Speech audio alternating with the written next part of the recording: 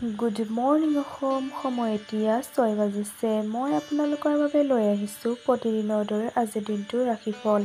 আজি হৈছে জেঠ মাহৰ 1 তাৰিখ শুক্ৰবাৰ, লগতে ইংৰাজী নৱবৰ্ষৰ 16 মে'। আজি জেঠ মাহৰ প্ৰথমটো ৰাশিফল। আশা কৰিছোঁ আপোনালোকৰ বহাগ মাহটোৰ ভালদৰে গৈছে। কমেণ্ট কৰি মোক জনাবচোন বহাগ মাহটোত আপোনালোকৰ কেনেদৰে গ'ল। নিশ্চয় ভালেই গৈছে। কাৰ কেনেকুৱা গৈছে কমেণ্ট কৰি মোক জনাব। এতিয়া আগবাঢ়ো ৰাশিফলসমূহলৈ। মেষ ৰাশি। আজি আপোনাৰ দিনটো লাভত যাব আৰু আপুনি বহুদিনীয়া বেমাৰৰ পৰা অলপ শান্তি অনুভৱ কৰিব। হঠাৎ আহি পৰা খৰচে আপোনাৰ ওপৰত অধিক আৰ্থিক বোজা জাপি দিব পাৰে। আপোনাৰ ব্যক্তিত্ব আৰু ব্যৱহাৰৰ জৰিয়তে আপুনি কিছুমান নতুন বন্ধু পাব পাৰে। আপোনাৰ ৰসিক কল্পনাসমূহৰ এতিয়া আৰু আপুনি সপোন নাচাব, কাৰণ সম্ভৱ হ'ব পাৰে যে আজি এইবোৰ সঁচা হ'ব। কলাকাৰ আৰু কামৰ মহিলাবোৰৰ বাবে আজি এই দিনটো বহুত উৎপাদক হিচাপে প্ৰমাণ হ'ব। আপুনি আজি অৱসৰ সময় মোবাইল অথবা টিভি চাই শেষ কৰিব। ইয়াৰ ফলত আপোনাৰ জীৱনসংগী বিৰক্ত হৈ পৰিব, কাৰণ আপোনাৰ তেখেতৰ লগত কথা পাতিব সময় নাই।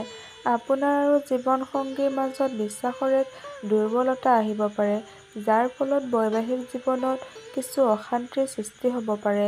চিকিৎসক অনুসৰি এখন নীলা কাপোৰত জালুক, মাটিমাহৰ দালি আৰু এটা কেঁচা কয়লা বান্ধি প্ৰবাহিত জলত ভৰাই দিলে আৰ্থিক লাভ হ'ব পাৰে। বৃষ ৰাশি। আজি আপোনাৰ আত্মবিশ্বাস আৰু উৰ্জাৰ স্তৰ বাঢ়িব। আপোনাৰ ধন আজি বিভিন্ন কাৰণত ব্যয় হ'ব পাৰে।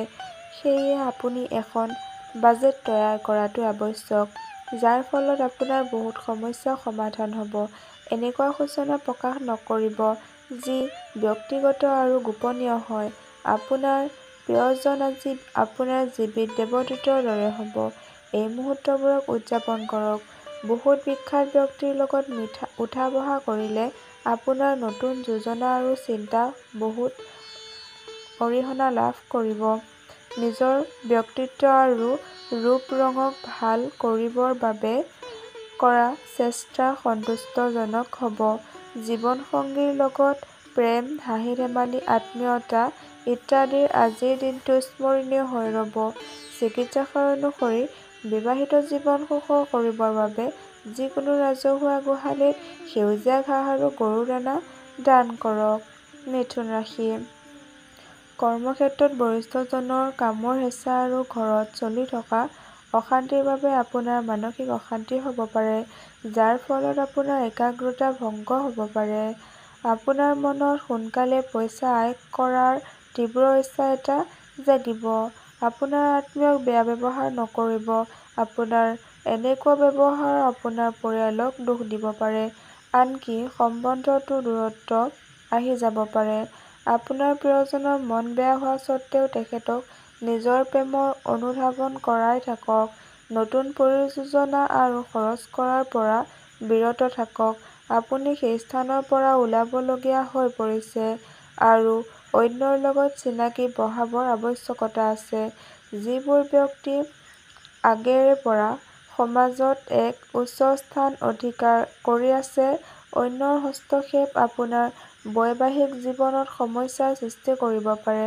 চিকিৎসক অনুসৰি সূৰ্য নিয়মানুৱৰ্তিতাৰ প্ৰতীক, সেইবাবেই নিয়মমতে চলিলে আপোনাৰ জীৱনত এনেই সুখেৰে ভৰি পৰিব। কৰ্কট ৰাশি। ওচৰ-পাজৰৰ লোকসমূহৰ সহযোগ আপোনাক সুখদ অনুভূতি প্ৰদান কৰিব। আজি আপোনাৰ সহোদৰ আপোনাৰ পৰা আৰ্থিক সহায় বিচাৰিব পাৰে আৰু সিহঁতৰ সহায় কৰি আপুনি আৰ্থিক বিপদত পৰিব পাৰে। যদিও অৱস্থা সোনকালে ভাললৈ আহিব, পৰিয়ালৰ সদস্যসমূহৰ লগত অলপ অৱসৰ সময় অতিবাহিত কৰক। প্ৰেমৰ দৃষ্টিকোণ দি চাব গ'লে আজি এক ভাল দিন। যি ব্যক্তি কলা আৰু ৰংগমঞ্চৰ লগত জড়িত, সিহঁতক আজি নিজৰ কৌশল দেখুৱাবলৈ বহুত সুযোগ প্ৰাপ্ত হ'ব। অসুবিধাক দ্ৰুতভাৱে সন্মুখীন কৰাৰ আপোনাৰ ক্ষমতা আপোনাক আজি পৰিচয় প্ৰদান কৰিব। বহুত দীঘলীয়া সময়ৰ অন্তত আপুনি আৰু আপোনাৰ জীৱন লগৰী এটা শান্ত দিন অতিবাহিত কৰিব পাৰিব। যেতিয়া কোনো হাই কাজিয়া নহ'ব, অকল প্ৰেমৰ বাহৰ হ'ব। চিকিৎসক অনুসৰি আৰ্থিক লাভৰ বাবে সদায় তিলৰ তেলৰ চাকি জ্বলাওক। সিংহ ৰাশি, উচ্চ কেলৰিযুক্ত খাদ্যৰ পৰা দূৰত থাকিলে আপুনি স্বাস্থ্যসন্মত হৈ থাকিব। অতিৰিক্ত আয়ৰ বাবে নিজৰ কলাত্মক বিচাৰ বুদ্ধিৰ সহায় লওক। ঘৰ আৰু ঘৰৰ চাৰিওফালে অতি সোনকালে চাফাই কৰাটো খুবেই জৰুৰী। সদায় কৰাৰ দৰে এইবাৰো এই কাম পিছলৈ পেলাই নথব। প্ৰকাশ কৰিলে আপোনাৰ লোকচান হ'ব পাৰে। আজি অফিচত আপুনি ভাল ফলাফল লাভ নকৰিব। আপোনাৰ কোনোবা বিশেষে আজি আপোনাৰ লগত বিশ্বাসঘাতকতা কৰিব পাৰে, যাৰ ফলত আপুনি গোটেই দিন চিন্তিত থাকিব। আপুনি আজি অৱসৰ সময় মোবাইল অথবা টিভি চাই শেষ কৰিব। ইয়াৰ ফলত আপোনাৰ জীৱনসংগী বিৰক্ত হৈ পৰিব, কাৰণ আপোনাৰ তেখেতৰ লগত কথা পাতিব সময় নাই। মন-মগজু বেয়া হোৱাৰ বাবে আপুনি অনুভৱ কৰিব যে আপোনাৰ জীৱনসংগীয়ে আপোনাক বিনা কাৰণত অশান্তি প্ৰদান কৰিব পাৰে। চিকিৎসক অনুসৰি স্মৰণীয় আৰু মধুৰ জীৱনৰ বাবে নিজৰ পকেটত সদায় সুগন্ধি লগাই ৰখা ৰুমাল এখন ৰাখিব। কন্যা ৰাশি, কোনোবা বন্ধুৰ পৰা পোৱা জ্যোতিষী উপদেশ আপোনাক শাৰীৰিক ফালৰ পৰা বহুত উপকৃত কৰিব। আপুনি পইচা আয় কৰিব পাৰে যদিহে আপুনি আপোনাৰ জমা ধন পাৰস্পৰিকভাৱে নিৱেশ কৰক। যেতিয়া আপুনি নিসংগতা অনুভৱ কৰিব, পৰিয়ালৰ সহায় লওক। ই আপোনাক অৱসাদৰ পৰা বচাব লগতে আপোনাক বেছি গম্ভীৰ নিৰ্ণয় লোৱাত সহায় কৰিব। প্ৰেমৰ দিশেদি আজিৰ দিনটো আপোনাৰ বাবে ভাল দিন হ'ব, লগতে আনন্দৰে ভৰপূৰ হ'ব। আজিৰ দিন হ'ল ভাল প্ৰদৰ্শন কৰাৰ আৰু বিশেষ কাম কৰাৰ। আপোনাৰ ঘৰৰ মানুহ আজি আপোনাৰ লগত বহুতো সমস্যা ভাগ-বতৰা কৰিব পাৰে, কিন্তু আপুনি নিজৰ পৃথিৱীতেই মচগুল হৈ থাকিব আৰু খালী সময়ত কিছুমান এনেকুৱা কাম কৰিব, যিবোৰ কাম কৰি আপুনি সঁচাকৈয়ে আনন্দ লাভ কৰিব। বৈবাহিক জীৱনত বহুত ধৰণৰ লাভ থাকে আৰু আপুনি আজি এই লাভ প্ৰাপ্ত কৰিব পাৰে। চিকিৎসক অনুসৰি ভগৱানত বিশ্বাস ৰাখক আৰু মানসিক হিংসাৰ পৰা দূৰত থাকক। এনেকুৱা কৰিলেহে স্বাস্থ্য ভালে থাকে। তুলা ৰাশি, দূৰণিবতীয়া যাত্ৰা কৰাৰ পৰা বিৰত থাকক, কাৰণ আপুনি যাত্ৰা কৰিবৰ বাবে বহুত বেছি দুৰ্বল। আপুনি পইচা আয় কৰিবলৈ বহুত উৎসৰ সন্ধান পাব। বন্ধু আৰু আত্মীয়ৰ লগত আনন্দ আৰু ফূৰ্তি কৰক। প্ৰেম জীৱনত আশাৰ নতুন কিৰণ নামি আহিব। কাম-কাজত আহি থকা পৰিৱৰ্তনৰ বাবে আপুনি লাভান্বিত হ'ব। আপোনাৰ কথা পতা বা ভাৱ ব্যক্ত কৰাৰ শৈলী বহুত প্ৰশংসনীয় হ'ব। আজি আপুনি নিজৰ বৈবাহিক জীৱন অধিক সুখী কৰাৰ সকলো ধৰণৰ সুযোগ লাভ কৰিব। চিকিৎসক অনুসৰি ভাল স্বাস্থ্যৰ বাবে পকেটত ৰঙা ৰুমাল ৰাখক। বৃশ্চিক ৰাশি, ব্যস্ততাৰে ভৰা দিন যোৱা স্বত্বেও আপোনাৰ স্বাস্থ্য ভাল থাকিব। আজি আপুনি ঘূৰা-ফুৰা কৰা আৰু পইচা খৰচ কৰাৰ মুডত থাকিব, কিন্তু যদি আপুনি এনেকুৱা কৰে তেন্তে আপুনি পৰিতাপ কৰিবলগীয়া হ'ব পাৰে। দিনৰ উত্তৰাৰ্ধত হঠাৎ অহা যিকোনো ভাল খবৰ গোটেই পৰিয়ালকে সুখ আৰু আনন্দ প্ৰদান কৰিব। আজি আপোনাৰ প্ৰেমৰ উত্তৰ প্ৰেম আৰু ৰোমাঞ্চৰ জৰিয়তে লাভ কৰিব। নতুন গ্ৰাহকৰ লগত কথা পাতিবৰ বাবে আজি বহুত ভাল দিন। অসুবিধাক দ্ৰুতভাৱে সন্মুখীন কৰাৰ আপোনাৰ